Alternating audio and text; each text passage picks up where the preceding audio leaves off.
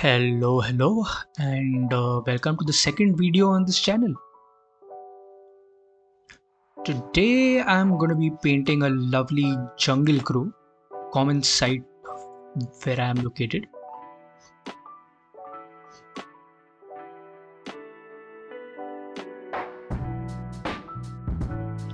I was hoping to record this as a full-length tutorial. However, after completing about half of the painting, I realized that this may not be the best subject for that. So now that I had the footage, I decided to do a little narration over it so as to introduce you to how I approach watercolors and how I approach all the birds I paint that all of you seem to be enjoying so much.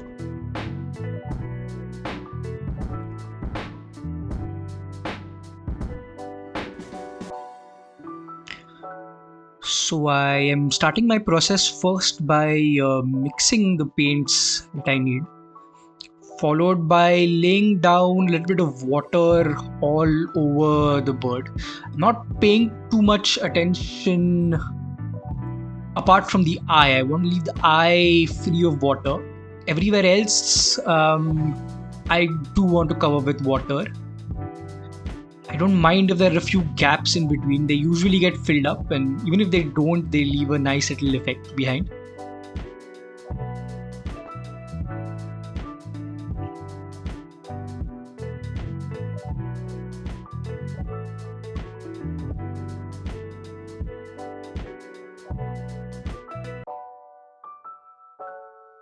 So I follow that step by simply dropping the paint onto the wet paper.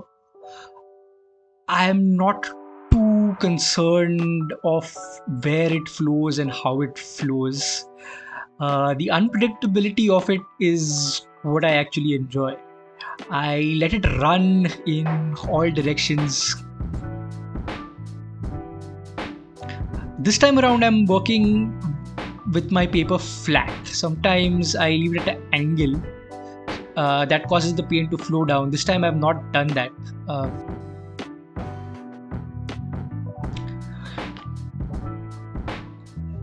First I've just put in the undercolor, so as to speak, at the appropriate spot, followed by which I am doing a few random splashes here and there, and I'm also trying to soften a few of the edges so as to maintain variety between hard and soft edges right from the beginning.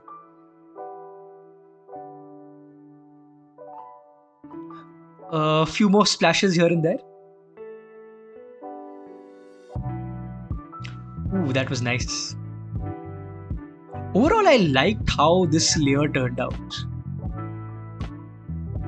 I really enjoyed the result, at least of layer number 1.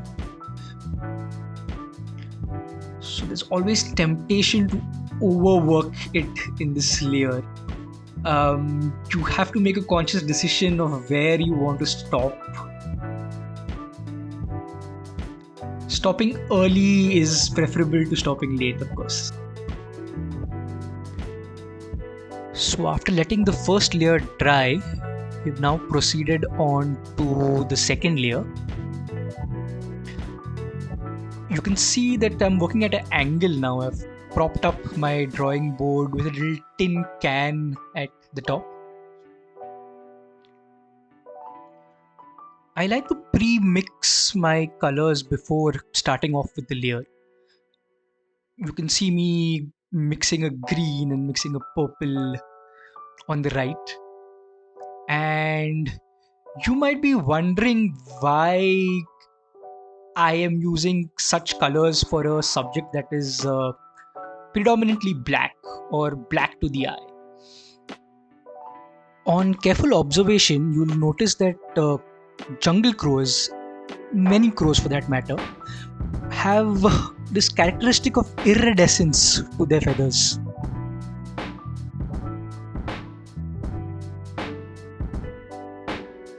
wherever the light falls, you'll always see some hint of color. In this particular bird, it is green and purple. Now, of course, it's not as pronounced as I have made it in my painting, but that is the joy of painting. You exaggerate what you see.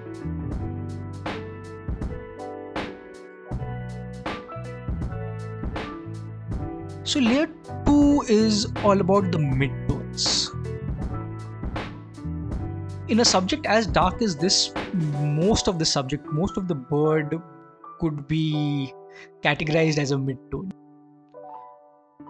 So I had a plan when I was starting this layer off. I was hoping to put down the different hues of midtone, the green and the purple, let some of them flow into each other, and then lift out the highlight areas, the areas where the light was falling on the bird.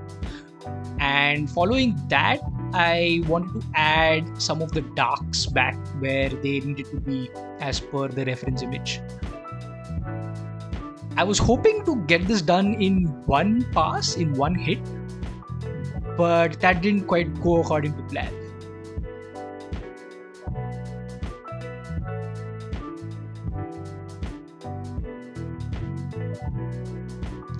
Having the paper at an angle ensures that the bottom edge of the wash stays wet, so that it's easier to connect it to the next section.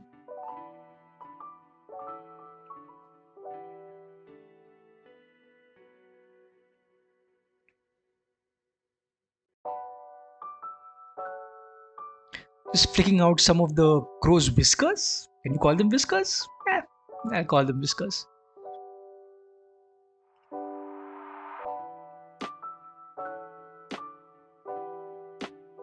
So as I mentioned, the edge at the bottom is still wet, and I'm connecting the green to the purple, and I want it to be as seamless as possible. I want those two colors to flow into one another. In this case, it'll be the green flowing into the purple.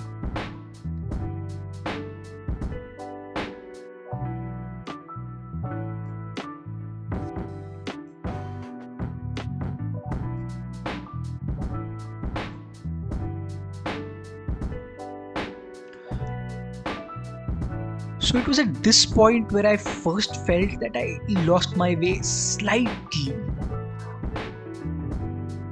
I couldn't quite see the pencil marks that I had made underneath, and I was struggling to find the right place to lift the highlights from.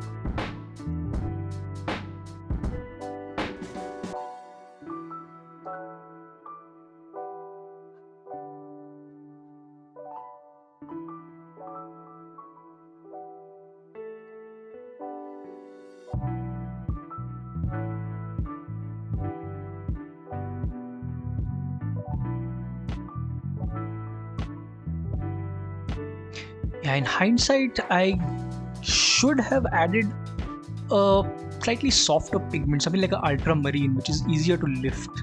I went in with a phthalo, which is a very staining blue, making lifting that much more difficult. When you first put down your darks, as you can see, it seems so harsh.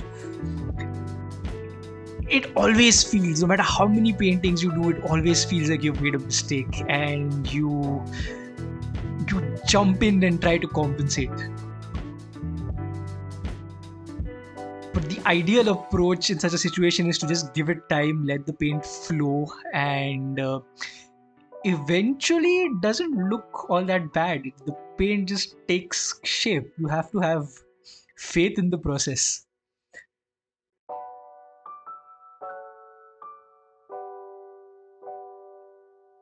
Much easier said than done.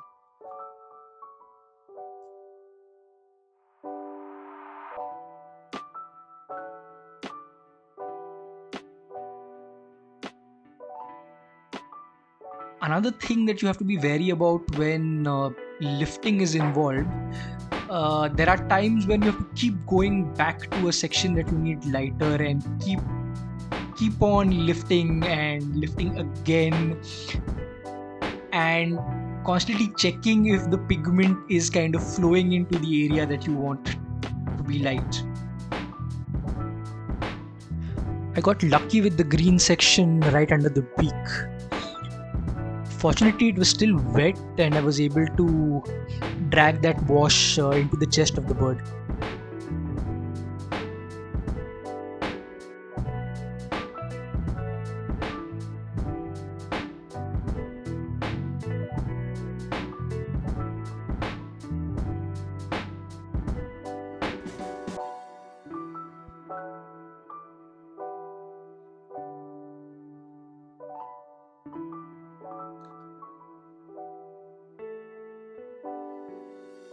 So I'm starting to add some of the wing shadows while the paint is wet, hopefully giving me a soft edge.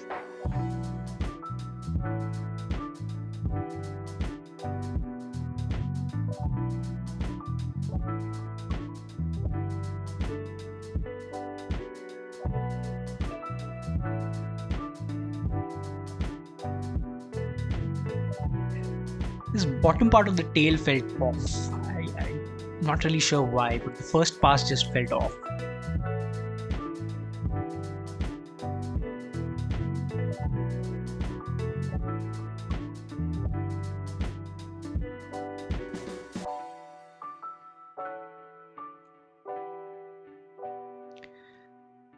And it was about this point in the painting that I realized that this is not going to make a tutorial.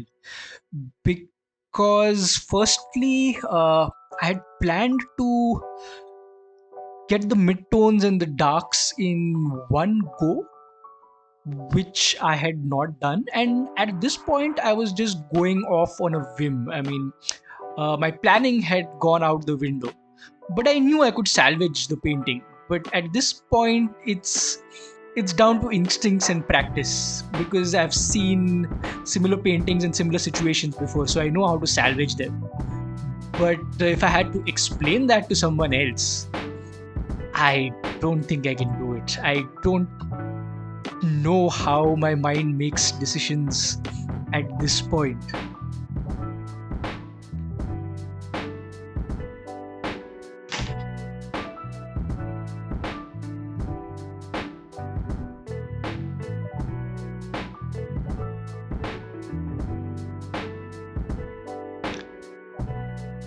So I simply proceeded to add more darks where I could see them on the reference image, and lift out the highlights, make the bright area stronger.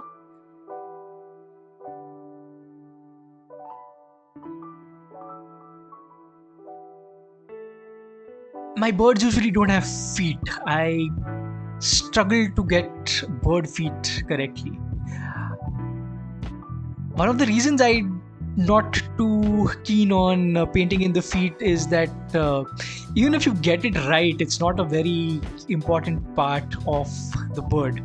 But if you get it wrong, it sticks out like a sore thumb.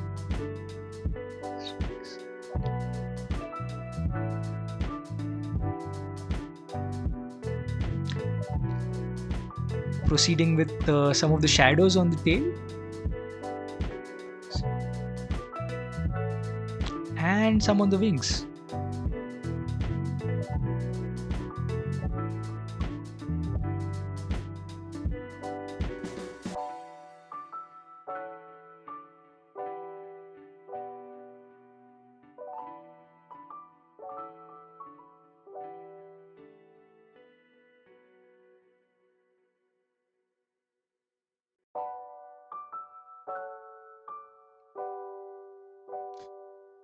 So at this point in the wash, it's just minor hits here and there.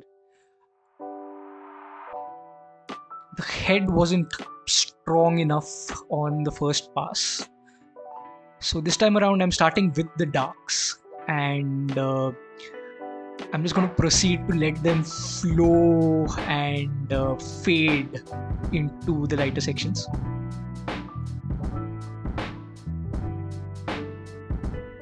Dark subjects are nice for adding texture.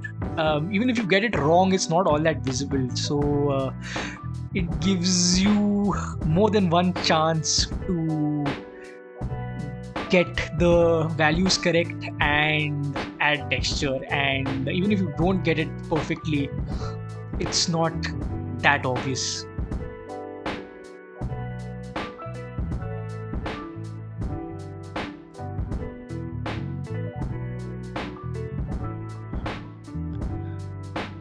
So after adding the darks, I'm also lifting parts of it off. This painting was a lot about addition and subtraction. When the wash is wet, you can get away with it.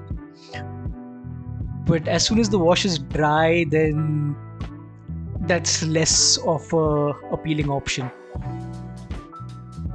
Also, the pigments you use make a difference. The green I'm using is a Viridian, or has some bit of Viridian in it, and Viridian is relatively easier to lift pigment, so which was nice. So with that, I'm mostly done with the body of the crow, at least for the time being, and I'm going to proceed to the beak and the eye. The beak and the eye are a very crucial part of the painting. It's what lends life to the bird, be it any bird. And it is the point in the painting where the viewer's attention is drawn to first.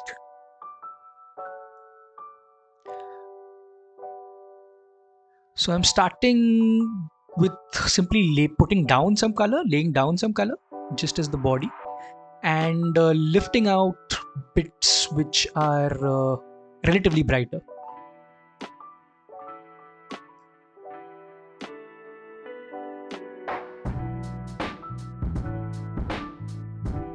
Also added a little bit of opaque white gouache there, because the lifting wasn't sufficient.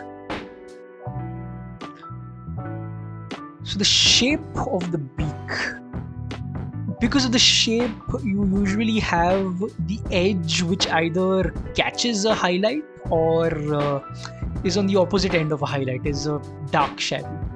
So I've just put that in, and I'm going to just let it gently flow into the rest of the beak.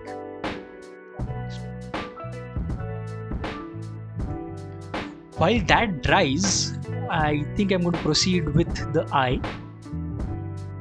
Going to come back to the bottom of the beak later on. So for the eye, I start by just laying down a dark flat wash. I could have left out the highlights, a little sparkle in the eye, but I've not. I'm just going to go ahead and put opaque white and get it back. So now when the wash is a little bit drier, I like to pull out a little bit of a highlight at the base of the eye. This usually gives the illusion of three-dimensionality, the illusion of the eye being spherical in shape. Now that the top part of the beak is dry, I have proceeded to the bottom half. Same approach as the top half. I am laying down a rather transparent wash first, and then proceeding to add dark where I can see it and letting it flow into the rest of the beak. I had a few problems with the beak at this point. Not all the darks and the lights were in their proper place. But since I was working with almost opaque pigments at this point, I managed to salvage it eventually.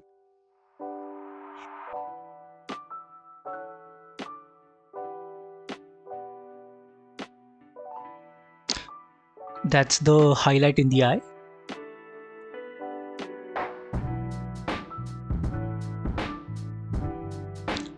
And that's me fixing the beak.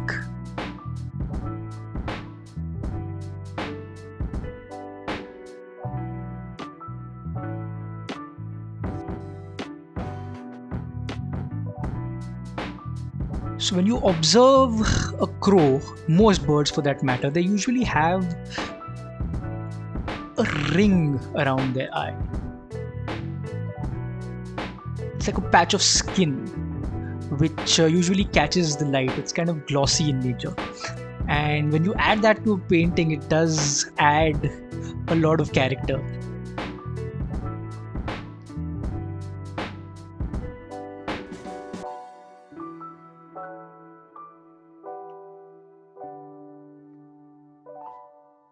Oh yes, I almost forgot his mustache.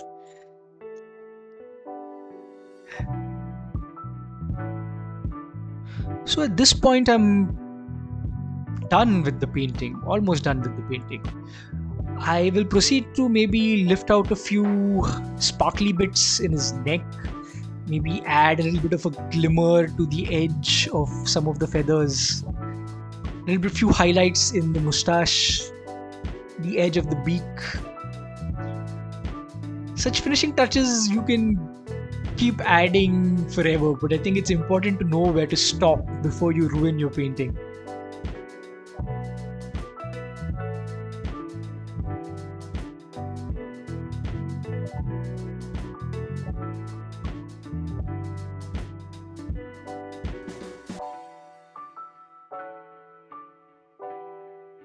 And we're done. Thank you for watching. I'd love any and all feedback you have towards making these videos better. See you in the next video.